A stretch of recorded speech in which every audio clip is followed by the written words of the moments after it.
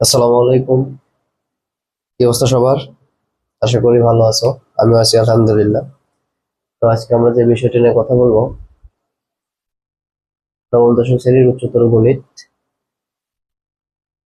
বড় একটা চ্যাপ্টার এবং গুরুত্বপূর্ণ একটা চ্যাপ্টার, বীজগাণিতিক রাশি।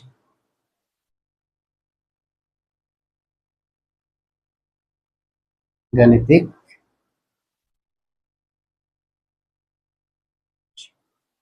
তো বীজগাণিতিক রাশি চ্যাপ্টারে কিছু কঠিন কঠিন টপিক আছে যেগুলো স্টুডেন্টরা অনেক ভয় করে। কঠিন টপিক বলতে গেলে যারা প্রসেসটা জানে না তাদেরকে কঠিন লাগে। ম্যাথ সবকিছুই প্রসেস, যারা সহজ প্রসেস মানে সহজ ওয়েতে আগাইতে পারে তাদের কাছে সহজ, আর যারা ওটাই জটিল করে নাই তাদেরকে কঠিন লাগবে, এটাই স্বাভাবিক। তো তাদের সবচেয়ে বেশি কঠিন যে জিনিসটা লাগে সেটা হচ্ছে উৎপাদক বিশ্লেষণ।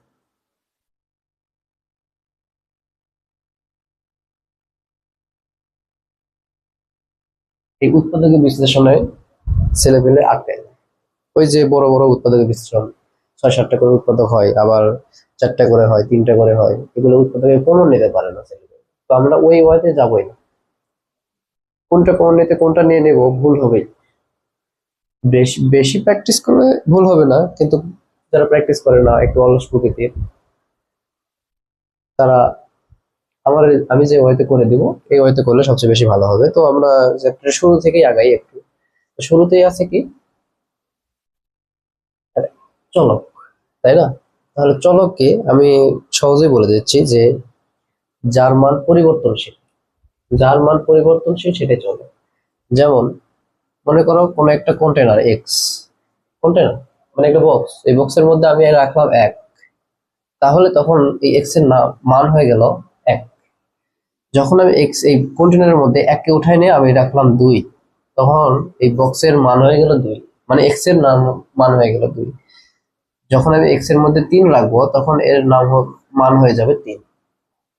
তো দেখো আমি এক্স এর মধ্যে যা রাখতেছি তাই কি হয়ে যাচ্ছে, সেটাই তার মান হয়ে যাচ্ছে না? তো এটাকে বলা হয় চলক, মানে যার মান পরিবর্তনশীল, আমি যেটা রাখবো সেটাই হবে তার মান। বুঝা গেছে? এখন আরেকটা টপিক আছে, সেটা হচ্ছে ধ্রুবক বা কনস্ট্যান্ট। তো ধ্রুবক কি? মনে করো ওয়ান, এই ওয়ান এর মান কি কখনো আমরা লিখবো যে ওয়ান ইজিক্যাল টু টু? লিখতে পারবো? ওয়ান তো আজীবনের জন্য কি হয়, ওয়ানই হয়, ওয়ান ইকুয়াল টু ওয়ানই হবে, তাই না? তাহলে একের মান কোনোদিন চেঞ্জ হবে না, মানে যেগুলো যে কোনো কিছু যার মান পরিবর্তন হবে না সেটাই হবে কনস্ট্যান্ট। যেমন আরেকটা উদাহরণ হতে পারে পাই। পায়ের মান কত? 3.1416। তো পায়ের মান তুমি যেখানে যাও না কেন, পায়ের মান 3.1416 ব্যতীত কোনো কিছু দিয়ে আমরা ম্যাথ করি যেখানে পাই লাগে? করি না। তখন তাহলে এই পাই কি? একটা কনস্ট্যান্ট, তাই না? ধ্রুবক। ঠিক আছে, তাহলে ধ্রুবক চলক বোঝা গেছে। এরপরে যেটা আছে সেটা হচ্ছে বহুপদী। এখান থেকেই এই চ্যাপ্টারের পড়াশোনা শুরু। ঠিক আছে, তাহলে এখন আমরা যেটা পড়বো সেটা হচ্ছে বহুপদী।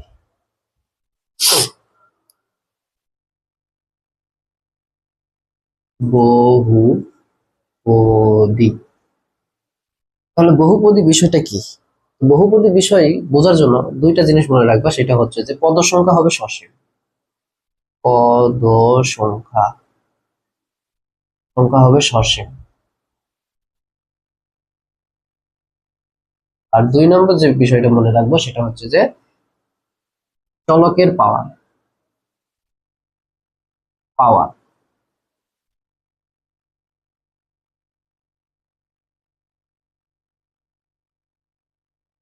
চলকের পাওয়ার মানে ঘাত, বইয়ে লেখা আছে ঘাত। পাওয়ার কখনো ঋণাত্মক এবং ভগ্নাংশ হতে পারবে না। পাওয়ার কখনো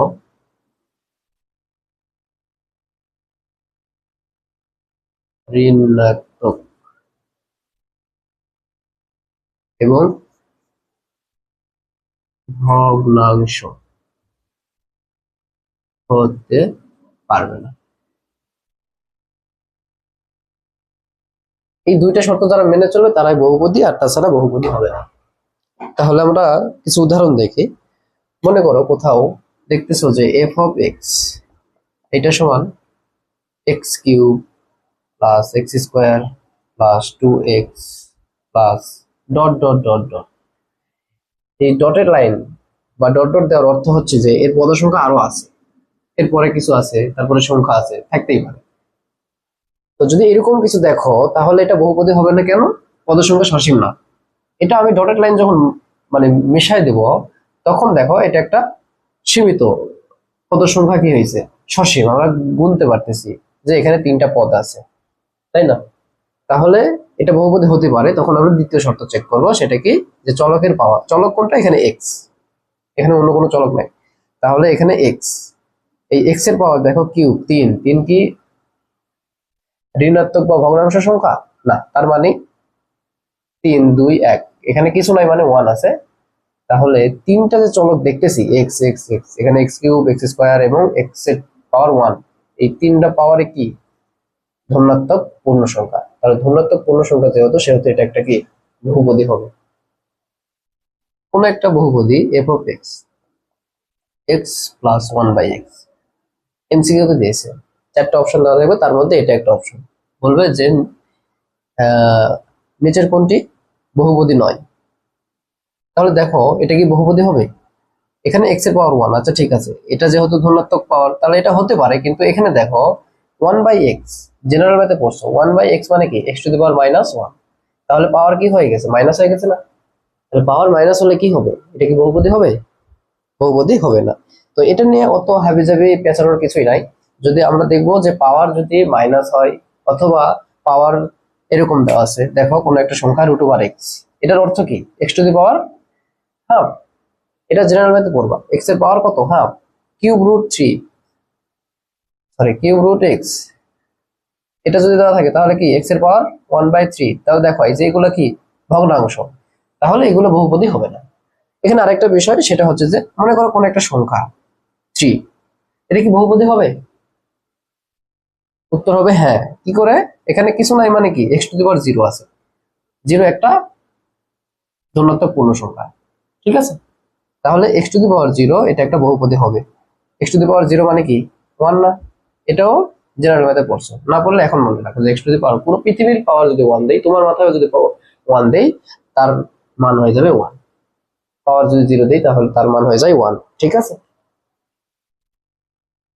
তো বহুপদী আমরা চিনলাম। এখন যে বিষয়টা আসতেছে এরপরের টপিক, সেটাই হচ্ছে উৎপাদকের বিশ্লেষণ। তো ছোট ছোট উৎপাদকের বিশ্লেষণ যেগুলা, সেগুলা আমরা জেনারেল ম্যাথে করে আসছি। এখন যেটা আসবে সেটা হচ্ছে চক্রক্রমিক রাশির উৎপাদকের বিশ্লেষণ। তো চক্রক্রমিক রাশির উৎপাদকের বিশ্লেষণ যেহেতু কথায় আসতেছে, তাহলে আগে আমরা বুঝি চক্রক্রমিক রাশিটাকে। তো চক্রক্রমিক রাশি বোঝার আগে আমরা যে বিষয়টা পড়বো সেটা হচ্ছে যে সমমাত্রিক রাশি। তাহলে সমমাত্রিক বহুপদী বা সমমাত্রিক রাশি, সেগুলো দেখতে কিরকম হয় সেটা একটু দেখি। তাহলে যে টপিকটা বললাম সেটা কি, সমমাত্রিক বহুপদী। এটা আমি সহজে বলে দিচ্ছি যে সমমাত্রিক রাশি বহুপদী বা সমমাত্রিক রাশি কথার অর্থ হচ্ছে যে প্রতিটা পদে পাওয়ার সেম থাকে। বুঝে গেছে? মনে করো কোনো একটা রাশি আমি লিখতেছি এফ অফ এক্স, ওয়াই, মানে এটা কিছুই না। আমরা এতক্ষণ পর্যন্ত দেখলাম যে এফ অফ এক্স সমান এক্স কিউব, এক্স স্কোয়ার। এক কথায় এফ অফ এক্স দ্বারা বোঝাইছে শুধুমাত্র একটা চলক থাকবে, সেটা হচ্ছে এক্স। এটাকে বলা হয় এক চলক রাশির বহুপদী বা এক চলক বিশিষ্ট বহুপদী। এখন এফ অফ এক্স ওয়াই মানে দুই চলক বিশিষ্ট বহুপদী, এখানে দুইটা চলক আছে। তাহলে দেখো এখানে x square plus 2xy plus y square, এটা কি লিখছি, এক্স প্লাস ওয়াই হোল স্কোয়ারের সূত্র। দেখো এখানে পাওয়ার কত, 2।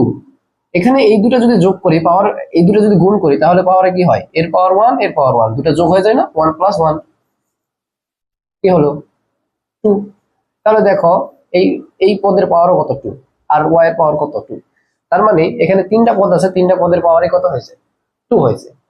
এটাকেই বলা হয় সমমাত্রিক বহুপদী।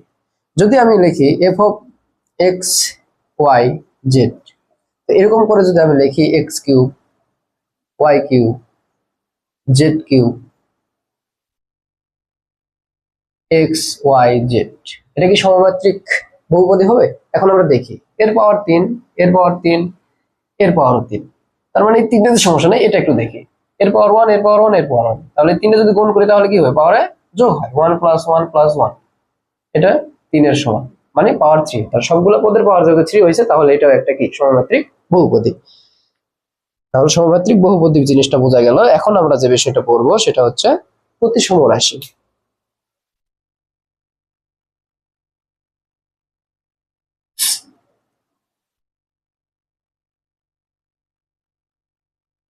তাহলে এখন যে বিষয়টা পড়বো সেটা হচ্ছে প্রতিসম রাশি।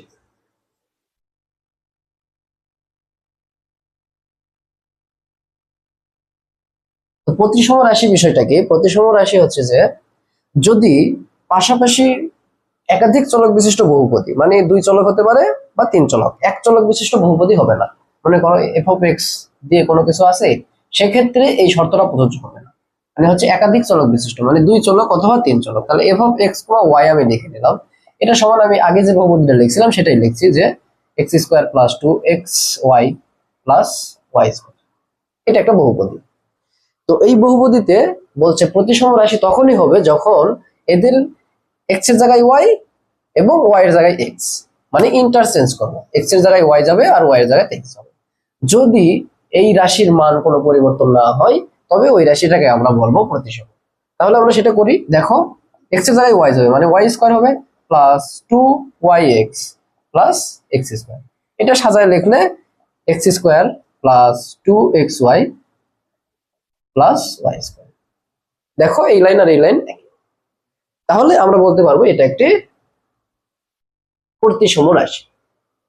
ঠিক আছে, তাহলে মনে রাখো এখন আমরা যে বিষয়টা পড়বো সেটা হচ্ছে চক্রক্রমিক। তাহলে আমরা প্রতিসম রাশি দেখলাম, সমমাত্রিক রাশি দেখলাম, এখন আমরা দেখবো যেটা চক্রক্রমিক রাশি। তাহলে চক্রক্রমিক রাশি বলতেছে যে সেম কথা, একাধিক চলক বিশিষ্ট বহুপদী হতে হবে। সেইখানে একাধিক চলক বিশিষ্ট বলতে এখানে তিন চলক বিশিষ্ট বেশি ইয়ে হয়। তো যদি বলে তিন চলক বিশিষ্ট বহুপদী, এরকম কথা থাকবে যে তিন চলক বিশিষ্ট বহুপদীর আমি ধরে নিলাম f(x, y, z) তিন চলক বিশিষ্ট বহুপদী। এই তিন চলক বিশিষ্ট বহুপদীর কথা বলছে যে x এর জায়গায় y এবং y এর জায়গায় z এবং z এর জায়গায় যদি x এরকম করে পরিবর্তন করি, তাহলে মানের যদি কোনো পরিবর্তন না হয় তখন তাকে বলা হয় চক্রক্রমিক রাশি। তাহলে চক্রক্রমিক রাশি আমি একটা উদাহরণ দেই এর আগেই, x³ + y³ + z³ + x, y, z। তাহলে চক্রক্রমিকের শর্তটা আমি কি বললাম, যে x এর জায়গায় y এবং y এর জায়গায় z এবং z x এর জায়গায় চলে যাবে। তাহলে যদি রাশির কোনো পরিবর্তন না হয়, মান যদি দেখতে সেম থাকে, তাহলে ওই রাশিটা কি হবে, চক্রক্রমিক হবে। তাহলে মান বসায় দেখি, x এর জায়গায় কি যাবে y, তাহলে y³ + y এর জায়গায় কি যাবে z, z³ + x³ + y, z, x। এটা সাজায় লিখলে পরের লাইন ওইটাই পাওয়া যায়, x³ + y³ + z³ + x, y, z। দেখো আমরা ইন্টারচেঞ্জ করে দেখলাম যে মান সেম আছে, তাই না? তাহলে এটা কি একটি চক্রক্রমিক রাশি। তো একটা এখন যেহেতু তোমাদের একটা করে মানে শর্ট কোশ্চেন থাকবে, সিকিউ একটা কমাই দিয়ে শর্ট কোশ্চেন তোমাদের যোগ করছে। তো শর্ট কোশ্চেনে এরকম কোনো প্রশ্ন আসতে পারে যে কোনো একটা রাশি চক্রক্রমিক হবে কিন্তু প্রতিসম হবে না, মানে বলবে যে দেখাও যে, আমি লিখতেছি না, এরকম কোশ্চেন থাকবে যে দেখাও যে একটি রাশি দেওয়া থাকবে যে এটি প্রতিসম নয় কিন্তু চক্রক্রমিক, মানে কোন একটা রাশি প্রতিসম নয় কিন্তু চক্রক্রমিক। ঠিক আছে।